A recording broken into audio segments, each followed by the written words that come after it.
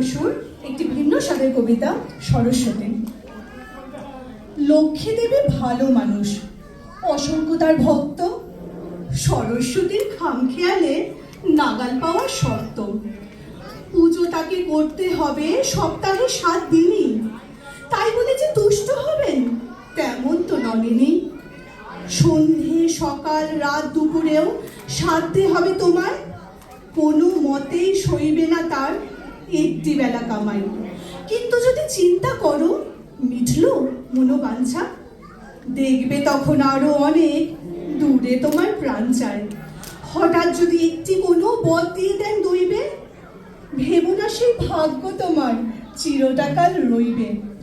দিয়ে আবার ফিরিয়ে নিতে দিব্যি তিনি পারেন, ডান হাতে যা আজকে দিলেন বা হাতে কাল কাড়েন। এই জন্যে সরস্বতীর নেই পপুলারিটি, পদ্মবনে একলা তাকে দূরে রাখাই রীতি। লক্ষ্মী আছেন ঘরে ঘরে মা কাকিমার যত্নে, সরস্বতীর বৃহস্পতিবার কারোই তাতে মত নেই। মায়ের পাশে লক্ষ্মী দেবী মন্দিরে জীবন্ত, কোথাও আছে একটিও কি সরস্বতীর জন্য? বেশি কি আর বাংলা ভাষার কাণ্ড দেখো লক্ষ্মী, ভালো হলেই ছেলে বুড়ো সকলে হয় লক্ষ্মী।